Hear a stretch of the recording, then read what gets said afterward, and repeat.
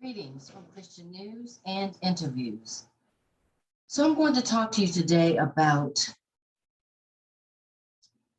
Pastor Marita Harrell. Listen to this. Beloved pastor found burned, stabbed in van after husband tracks her phone, Georgia cops say. Now, this is an interesting case. Listen carefully. Stay with me on this. A Georgia man tracking his wife opened the trunk of her minivan and found her body stabbed and burned inside, he told police. Antonio Harrell and his daughter had been tracking Marita Harrell's location the whole day on May the 18th. Marita Harrell was a pastor, and she had visited a man who had recently gotten out of jail for lunch in the Atlanta metro area. Now, in a minute, I'm going to show you who this man was that she met for lunch. After Harrell's husband found the body in Lithonia, he called the police. Harrell, a 57-year-old mother to two daughters who lived in McDonough and a pastor to many, was a familiar face in her community. Listen to this. Harrell liked to help people who had been incarcerated, according to the police incident report, even though her husband asked her not to for her safety. Now, for those of you who, this is a Christian website, so those of you who are Christians, you know that the Bible warns us that women are supposed to allow their husband to be their covering. Excuse me. Women are supposed to allow their husbands to be their covering. Now, this woman was a minister of the gospel. She was a pastor at one point. So which part of that scripture was she not understanding? Not every woman has a covering, but she had one. Her covering, her husband.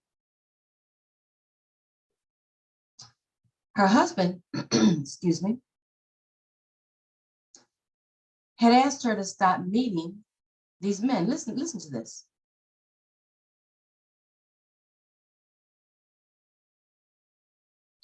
On the day her body was found, Harrell messaged a friend that she planned to meet a man for lunch. She gave her friend the name of the man, Christopher Griggs, and the meeting location, according to the incident report, adding in her message that she could never be too careful and didn't want to hear anything from her husband. Pause.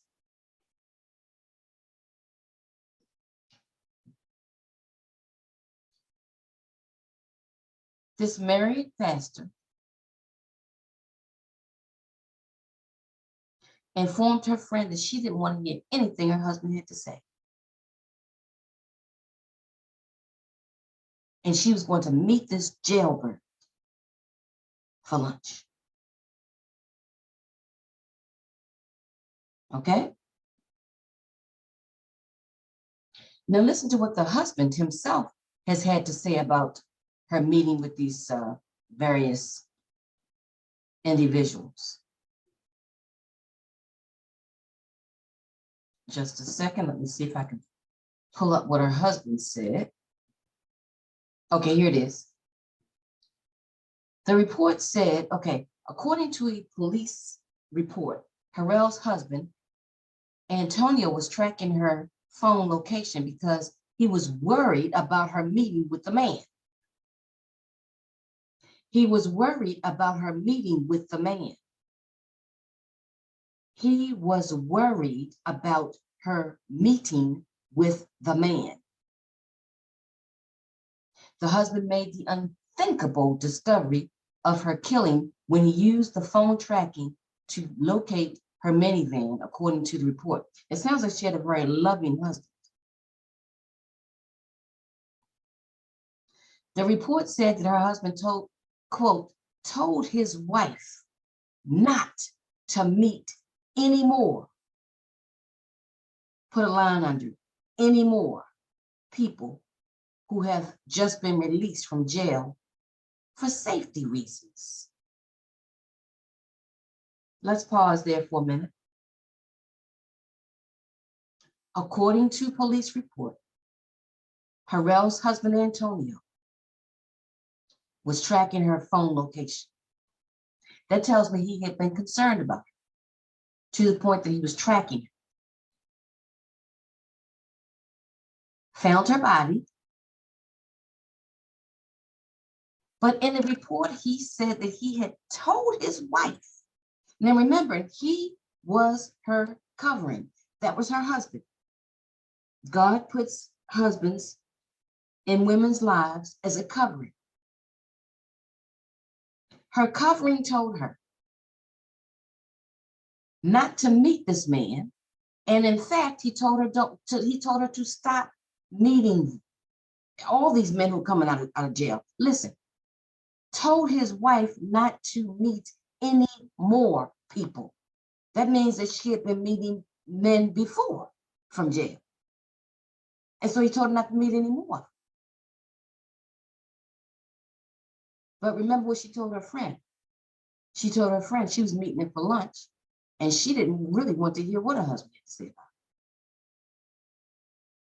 it. Now, let's meet the man whom she was so determined to meet with for lunch.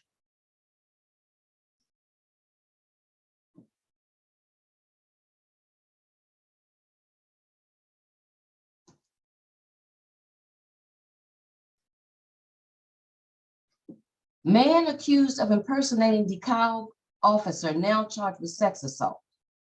Okay? I wonder if this pastor had done any research on this man that she was about to meet with. Here it is in the paper. Man accused of impersonating a DeKalb officer charged with sex assault. This is the person she met with.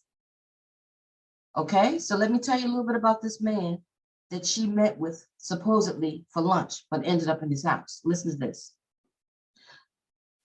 This is to tell you what type of man she met with. A woman told police an officer, quote unquote officer, because he had been impersonating an officer. So this is something that happened back in 2020. That was 2 years ago. Okay. Now, why he was out of jail, I don't know. But anyway, a woman told police an officer sexually assaulted her. Authorities now know that her attacker was someone posing as a law enforcement officer. The long and short of it is that person was none other than Christopher Griggs. He impersonated an officer, got this woman to pull over, attacked this woman. She was able to get away from him. She dialed 911, and he was arrested. That happened in 2020. This is 2022. Can you explain to me why he's out of jail? Impersonated an officer and physically attacked a woman. Why is he out of jail?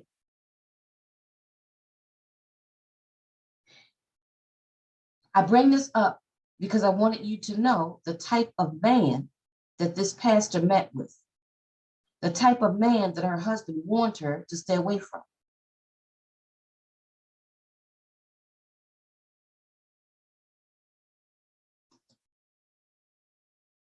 This is his picture. Pastor stabbed to death, set on fire, and left in a van by the man she was trying to help. That's his picture. Let's recap. He's a jailbird. She knew that. I don't know whether or not she knew why he was in jail, but he was in jail for RAPE. YouTube doesn't like that word, so I'm spelling it, RAPE. That's why he was in jail. Why a woman would want to be alone in a house with a man who impersonated a police officer and RAPED, a woman, I do not know. Listen, A Metro Atlanta pastor was stabbed to death and left in a van by a man she was trying to help, police say. Marita Harrell, 57, was a senior pastor at Connections at Metropolitan United Methodist Church. Christopher Griggs, 27, was arrested in her death. Detectives believe she was fatally stabbed to death at Griggs' home along Panola Road on or before May the 18th. Let's back up. Can you explain to me why a woman would go into the home of a 27-year-old, and this was a 57-year-old woman, old enough to be his mother? Why was a 57-year-old woman alone in a home with a 27-year-old dangerous criminal? After her husband told her in plain English, stop meeting, I don't want you meeting with any more of these men who are coming out of jail. Do not go to this man's house. I'm concerned about you. And what was her reaction? She called a friend, told a friend she was meeting him for lunch, and said that she didn't want to hear anything her husband had to say about it.